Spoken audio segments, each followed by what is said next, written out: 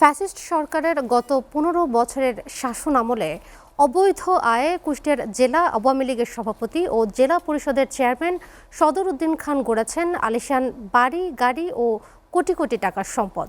ভুয়া প্রকল্প দেখিয়ে জেলা পরিষদের কোটি কোটি টাকা আত্মসাৎ আর ক্ষমতার দাপটে টেন্ডারবাজি সুপারিশ বাণিজ্য করে এসব সম্পদ করেছেন তিনি।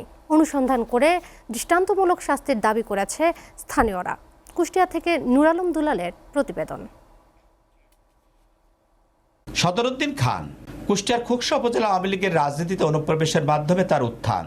উপজেলা আওয়ামী লীগের সভাপতি থেকে উপজেলা চেয়ারম্যান, পরে জেলা আওয়ামী লীগের সভাপতি, একই সাথে জেলা পরিষদের চেয়ারম্যানের দায়িত্ব পালন করেন তিনি। এরপর আর পেছনে ফিরে তাকাতে হয়নি তাকে। শহরের হাউজিং কদমতলার এই আলিশান বাড়ি, পুলিশ লাইনের সামনের ফ্ল্যাট এবং নিজ এলাকায় জমিসহ গড়েছেন কোটি কোটি টাকার সম্পদ।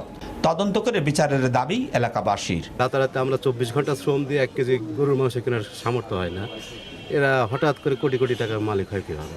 বৈধভাবে অবশ্যই এত বড় একটা বাড়ি করা সম্ভব না। এখন কীভাবে করেছে উনি ভালো বলতে পারেন। সদর খানের মেয়ের এখানে আমার কেয়ারটেকার রাখছে, আমি সেই হিসাবে আছি। জেলা পরিষদের দায়িত্বে থাকা অবস্থায় ব্যাপক লুটপাট দুর্নীতির অভিযোগ রয়েছে তার বিরুদ্ধে। অধিকাংশ প্রকল্পেই নেই কোনো অস্তিত্ব, বাস্তবায়ন হয়েছে শুধু কাগজে কলমে। কুমারখালী উপজেলার যদুবাইর এলাকার প্রত্যাশা ক্লাব ও সাথীসংঘ পাঠাগার দুটি প্রতিষ্ঠানই ২০০৫ সালের দিকে বন্ধ হয়ে যায়।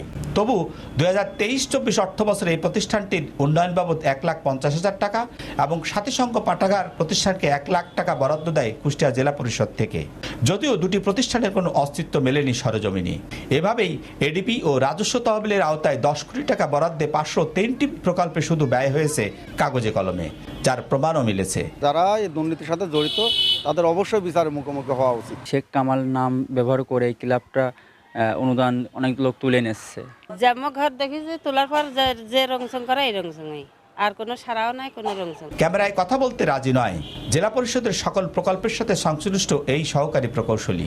রিটায়ার্ড লোক ঘুরে ফেলে মানে তারাই কাজ আইসি ঘুরে যায়, তখন এই জবাব দেওয়া ছাড়া কোনো আইসি রাখবাক করে কি করবে। তবে এ বিষয়ে বর্তমানে জেলা পরিষদের দায়িত্বে থাকা জেলা প্রশাসক বলছেন, প্রকল্পগুলো যাচাই বাছাই অনিয়ম পেলে ব্যবস্থা নেবেন জড়িতদের বিরুদ্ধে। যদি দেখি যে আমাদের কোনো ফেক কোনো প্রকল্প আছে অথবা এমন কোনো প্রকল্প নেওয়া হয়েছে যেটি আমাদের সমাজে কোনো কাজে আসবে না, সেই সমস্ত প্রকল্প আমরা বাদ দিব এবং নিবিড়ভাবে আমরা পর্যবেক্ষণ করে যাচাই বাছাই করে তারপরে আমরা প্রকল্পগুলি ফাইনালাইজ করব। সদর উদ্দিন খানের মতো দুর্নীতিবাজদের বিরুদ্ধে দৃষ্টান্তমূলক শাস্তির দাবি জানিয়েছে এলাকাবাসী। নূর আলম দুলাল, SATV, কুষ্টিয়া।